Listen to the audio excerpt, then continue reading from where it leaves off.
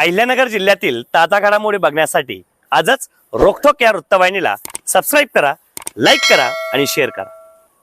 अहिल्यानगर जिल्ह्यातील जिल्हाधिकाऱ्यांच्या आदेशानंतर पेट्रोल पंपावर ड्रम आणि बाटलीमध्ये पेट्रोल डिझेल देण्यावर बंदी घालण्यात आली होती। या निर्णयामुळे ग्रामीण भागातील शेतकऱ्यांना मोठ्या अडचणींचा सामना करावा लागत होता। ट्रॅक्टरसाठी डिझेल घेण्यासाठी गेलेल्या शेतकऱ्यांना ड्रममध्ये इंधन देण्यास नकार दिला जात असल्याने शेतकऱ्यांमध्ये नाराजीचे वातावरण निर्माण झाले होते।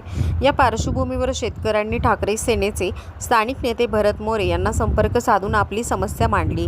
त्यानंतर भरत मोरे यांनी तहसीलदारांची भेट घेऊन या निर्णयाबाबत तीव्र नाराजी व्यक्त केली, तसेच आंदोलनाचा इशारा दिला। दरम्यान हा विषय प्रशासनाच्या निदर्शनास आल्यानंतर निर्णयात अंशतः बदल करण्यात आला आहे। सुधारित निर्णयानुसार आता शेतकऱ्यांना ड्रममध्ये डिझेल देण्यास परवानगी देण्यात आली आहे, मात्र पेट्रोलवरील बंदी कायम ठेवण्यात आली आहे। या निर्णयामुळे शेतकऱ्यांना मोठा दिलासा मिळाला असून त्यांनी भरत मोरे आणि त्यांच्या सहकाऱ्यांचे आभार व्यक्त केले आहे।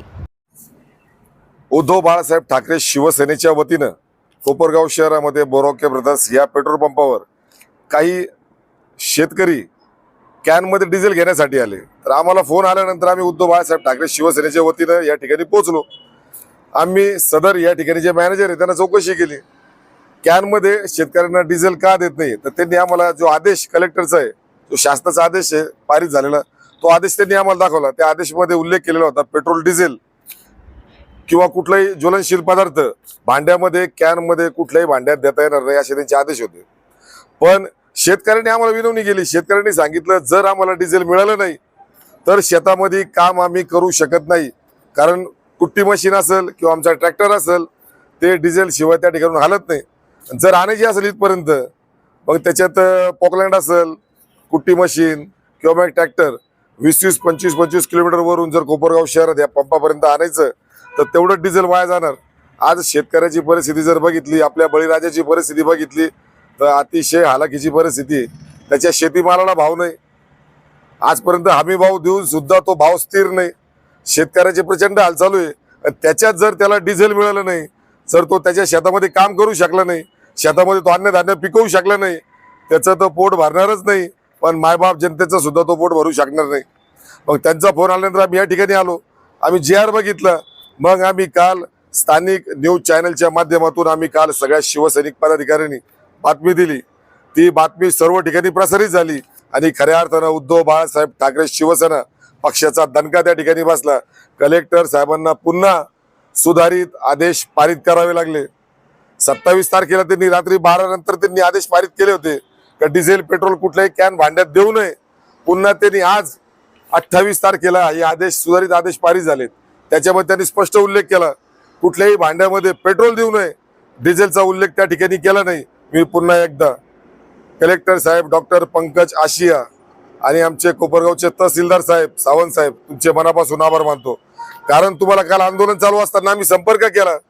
आम्ही तुम्हाला सांगितलं शेतकऱ्यांना डिझेल मिळालं पाहिजे, पण तुम्ही सांगितलं कायद्यानुसार देता येणार नाही।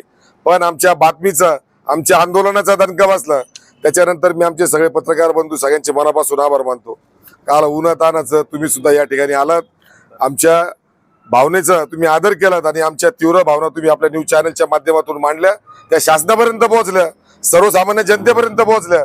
त्याचा धसका कलेक्टर साहेबांनी घेतला आणि आज पुन्हा डिझेल प्रत्येक शेतकऱ्याला कॅनमध्ये 35 ते 40 लिटरचा कॅन जरी आणला आपण तरी आपल्याला डिझेल मिळणार आहे। कुठल्याही शेतकऱ्याला कोपरगाव शहरात किंवा ग्रामीण भागात जर पेट्रोल पंपावर अडचण आली, कारण आदेश पारित झालेत, तुम्हाला डिझेल मिळणार, फक्त पेट्रोल मिळणार नाही। ते कायद्यानुसार ज्वलनशील आहे, अतिज्वलनशील आहे, त्याच्यामुळं काही आचारसंहिता असतात, काही संहिता असतात, मानव सुरक्षेसाठी त्या गोष्टी असतात।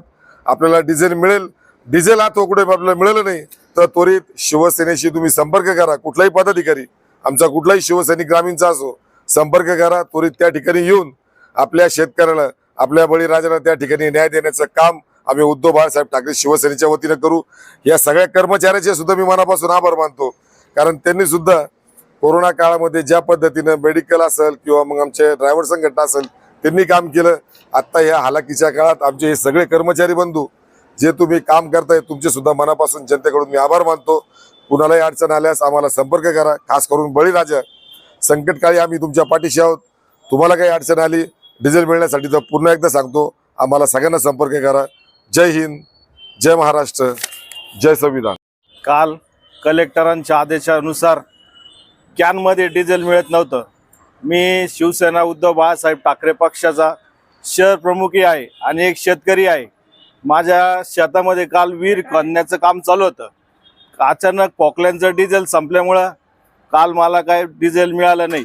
पण आज आमच्या आंदोलनानंतर कलेक्टर साहेबांनी जे सुधारित आदेश काढले त्यानंतर मला कॅनमध्ये डिझेल मिळालं आणि कलेक्टर साहेबांचे, तहसीलदार साहेबांचे आणि कोपरगाव रोकटोक न्यूजच्या चॅनलचे कोपरगाव शिवसेना व तालुका शिवसेनेच्या वतीने आभार मानतो.